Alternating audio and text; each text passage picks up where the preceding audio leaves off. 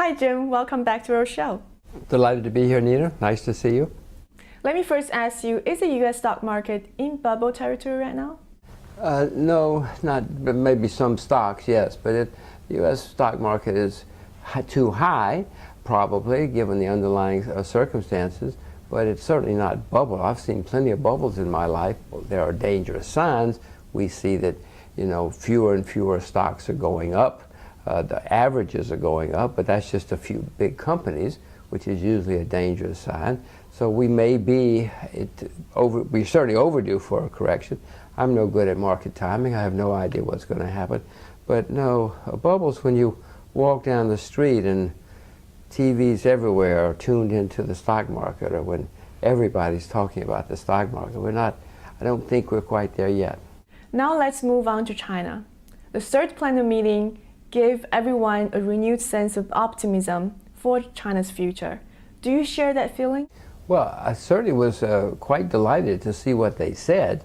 It's a great contrast with the West. China is saying, no matter what happens, the market is going to be the final arbiter, not the government, not you. If it doesn't work in the market, it's not going to work. We'll let the market make our decision. Contrast that to the United States and the West, where they're saying, no, the final arbiter is the government. We will be in charge of insurance. We will make sure that everything goes the way we want. I mean, America's more communist than the Chinese or the Russians these days. That's why the world has moved to Asia. One key area of reform is the financial sector. What would you like to see in China's financial reforms, particularly the sequence of opening up the capital account, liberalizing interest rates, and also making the RMB floatable? All of the above this afternoon. At the same time. But that's the way they're doing. They've taken all these steps, opening up the currency in the past 8 years. All of these, recently they said we're going to start opening up interest rates. They do all these things slowly and do them one at a time. That's fine. There's nothing wrong with it. Deng Xiaoping said the way you cross the stream is you feel one rock at a time, one step at a time. And that's correct. But there comes a time when you get to the other side, okay, now let's move ahead. They're on the other side now. Well, aren't you worried about capital outflows if China opens? Of course there'll be capital outflows. And the renminbi may even go down for a while. But do it, get it over with. There'll be a lot more capital inflows. People like me want to put money into China. If the currency's open and free, then lots of money would rush into China. Certainly there'll be many people who would rush out. But that's what free markets are. That's what open markets are. It's not the end of the world. Do you see the Australians worried about it? The Japanese? The Germans? The Americans? I mean, money flows in and out of those, what is it, $4 or $5 trillion every day in the foreign currency markets? Somehow or another, the world's surviving.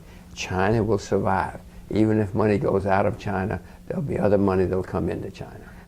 Are you investing in Chinese stocks nowadays? The A shares, H shares? I have never bought A shares in my life because A shares are always more expensive than B shares, H shares, ADRs, S shares. There are many kinds of shares, which is what, why? Because they have this blocked, it's like talk about distortions.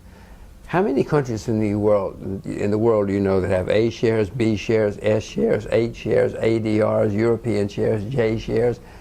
That's because they've got all these distortions with blocked markets. I've never bought an A share because the other shares are always cheaper. So I have been buying shares recently for the first time in several years in China, but I have not been buying A shares. Can you tell us a couple names of the companies that you're buying? One is called Holly Systems. It's a railroad, supplies the railroad industry. One of the things that China is determined to do, as one of the Chinese government officials said recently, America has more than twice as many kilometers of railroads as we do. And we're the same geographic size. But we have 1,300,000,000 people. So there's a gigantic move in China to build a railroad system, which is very wise. It's a smart thing to do. So I bought more shares of this. I've owned it for a while, but I bought more shares of it recently. Bought a company called Fab, Universal. I bought some financial stocks. because of the opening up of the financial community. Chinese big banks? No, investment companies, investment firms. And the defense, I bought defense shares because one of the things that came out of Beijing in the last couple of weeks is we are going to continue to build up a defense capability. So I bought some defense shares as well.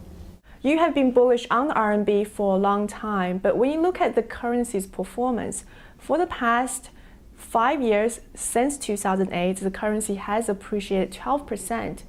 You can't really say that's a very good performance. Well, it depends on which currencies you look at. Compared to many currencies are down, and one, we presume, has earned interest on the currency during that period of time. So 12% is, I mean, you need to check your bookkeeping a little bit, because one will have earned interest in that period of time. And let's just assume it's a simple, you put it in a simple bank or a CD, you compounded your interest as well. So yes, and other currencies have not done as well. But Lena, your point is very valid. There are many things you could have invested in where you would have made a lot more money than that. But the point is the currency has continued to appreciate and will continue to appreciate. Lastly, I'd like to ask you a personal question. You've made fortune, you've also earned fame, and you've been around the world several times. Now, what continues to drive you? Well, I have a couple of little girls that are just the most wonderful thing that I can imagine. So my life now, as much as it can, revolves around my little girls. There's nobody I'd rather go to dinner with than my little girls, 5 and 10 years old. There's nobody I'd rather do much of anything with than my little girls. So my life at the moment is these 2 little girls. Jim, it's been a great pleasure having you back with us. Thank you so much. Thank you.